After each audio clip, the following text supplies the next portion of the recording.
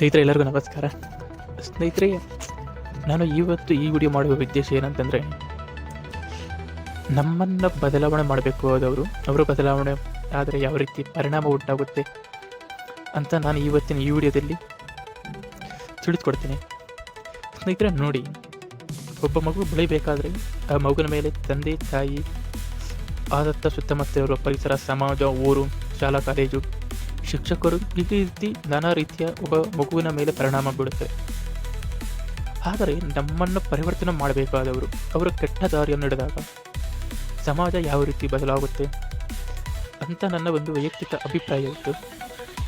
ಸ್ನೇಹಿತರೆ ನೋಡಿ, ಇತ್ತೀಚಿನ ದಿನಗಳಲ್ಲಿ ಬಹಳಷ್ಟು ಚರ್ಚೆಯಾಗುವಂಥ ವಿಷಯ ಅಂದರೆ ಅದು ಶಿಕ್ಷಕರು ಅಂತ ನಮಗೆ ನೆನಪಿಗೆ ಬರುವುದು ಅವರು ಅಕ್ಷರಗಳನ್ನು ಹೇಳ್ಕೊಡ್ತಿದ್ದಾರೆ, ಜ್ಞಾನವನ್ನು ಬೀಜನ ಬಿಡ್ತಾರೆ, ಅನುಮಾನಗಳನ್ನು ದೂರ ಮಾಡುವಂಥ ವ್ಯಕ್ತಿ, ವಿದ್ಯೆಯನ್ನು ಕಲಿತುಕೊಟ್ಟ ವ್ಯಕ್ತಿ.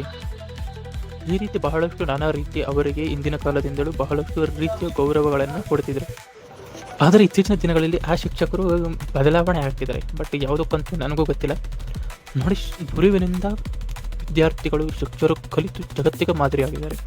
ಉದಾಹರಣೆ, ದ್ರೋಣಾಚಾರ್ಯದಿಂದ ಏಕಲವ್ಯ, ಶ್ರೀಕೃಷ್ಣನಿಂದ ಅರ್ಜುನ, ಲಾಲಾ ಲಜಪತರಾಯಿಂದ ಭಗತ್ ಸಿಂಗ್, ಗೋಪಾಲಕೃಷ್ಣ ಗೋಖಲೆಯಿಂದ ಗಾಂಧೀಜಿ, ರಾಮಕೃಷ್ಣ ಪರಮಾತ್ಮರಿಂದ ಸ್ವಾಮಿ ವಿವೇಕಾನಂದ, ಅರವಿಂದ ಘೋಷರಿಂದ ಖುದೀರಾಮ್ ಬೋಸ್, ಇನ್ನು ಮುಂತಾದ ಹಲವು ನಾಯಕರು ದೇಶ ಮತ್ತು ವಿದೇಶಗಳಿಗೆ ಹಾಗೂ ಪ್ರಪಂಚದ ನಾನಾ ರೀತಿಯ ಮೌಲ್ಯಗಳಿಗೆ ಇವರ ಬಗ್ಗೆ ಗೊತ್ತಿದೆ. ಯಾಕೆಂದರೆ ಅವರಿಗೆ ಗುರುಗಳು ಮಾರ್ಗದರ್ಶನ ನೀಡಿದಂತಹ ರೀತಿ ಆಗಿತ್ತು. ಆದರೆ ಇತ್ತೀಚಿನ ದಿನಗಳಲ್ಲಿ ಏನಾಗಿದೆ ಅಂದರೆ, ಬಹಳಷ್ಟು ರೀತಿಯ ಶಿಕ್ಷಕರು ತಮಗೆ ಬೇಡವಾದಂತಹ, ತನಗೆ ಇಷ್ಟವಿಲ್ಲದಂತಹ ಮಾಹಿತಿಗಳ ಬಗ್ಗೆ ಮಾತನಾಡಿ ಒಂದು ಸಮಾಜವನ್ನು ಕೆಡಿಸುವಂತಹ ಒಂದು ರೀತಿಯಲ್ಲಿ ಅವರು ನಡ್ಕೊಳ್ತಿದ್ದಾರೆ. ಉದಾಹರಣೆ ನೋಡೋದಾದರೆ, ಇತ್ತೀಚೆಗೆ ದಕ್ಷಿಣ ಕನ್ನಡದ ಮೂಡುಬಿದಿರಿನಲ್ಲಿ PUC ಓದುತ್ತಿದ್ದ ವಿದ್ಯಾರ್ಥಿನ ಮೇಲೆ ಅದೇ ತರಗತಿ ಶಿಕ್ಷಕರು, ಫಿಸಿಕ್ಸ್ ಟೀಚರ್ ಅವರು ಅತ್ಯಾಚಾರ ಮಾಡ್ತಾರೆ. ಅದಾದ ನಂತರ ಬೆಂಗಳೂರಿನ ಯೋಗ ಶಿಕ್ಷಕರು ಅಲ್ಲಿಗೆ ಯೋಗ ಮಾಡುತ್ತಿದ್ದ ಹುಡುಗಿಯರ ಮೇಲೆ ಅಥವಾ ಮಹಿಳೆಯರ ಮೇಲೆ ಅತ್ಯಾಚಾರ ಮಾಡ್ತಾರೆ. ಅದಾದ ನಂತರ ಮಂಡ್ಯದಲ್ಲಿ ಟ್ಯೂಷನ್ಗೆ ಹೋಗುತ್ತಿದ್ದ ವಿದ್ಯಾರ್ಥಿನ ಮೇಲೆ ಅತ್ಯಾಚಾರ ಮಾಡ್ತಾರೆ.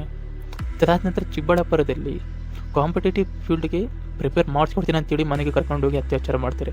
ಈ ರೀತಿಯ ನಾನಾ ರೀತಿಯ ಶಿಕ್ಷಕರು ವಿದ್ಯಾರ್ಥಿಗಳ ಮೇಲೆ ಅತ್ಯಾಚಾರ ಮಾಡಿದರೆ ರಾಜ್ಯದಲ್ಲಾಗಿರ್ಬೋದು, ದೇಶದಲ್ಲಾಗಿರ್ಬೋದು ಬಹಳಷ್ಟು ರೀತಿಯ ಘಟನೆಗಳನ್ನು ನಾವು ನೋಡಿದ್ವಿ.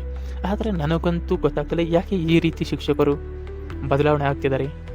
ನಮ್ಮನ್ನು ರಕ್ಷಣೆ ಮಾಡಬೇಕಾದವರು, ನಮ್ಮ ಜೀವನ ಮಾರ್ಗದರ್ಶನವನ್ನು ಬದಲಾವಣೆ ಮಾಡಬೇಕಾದವರು ಅವರು ಈ ರೀತಿ ಅಸಭ್ಯವಾಗಿ ವರ್ತನೆಗಳನ್ನು ಮಾಡಿಕೊಂಡು ಈ ಸಮಾಜವನ್ನು ಕೆಡಿಸುವಂಥ ಒಂದು ಗುಣ ಇದೆಯಲ್ಲ, ಅದಕ್ಕೂ ನಿಜಕ್ಕೂ ಒಂದು ಅಸಭ್ಯವಾದ ವರ್ತನೆಗಳು.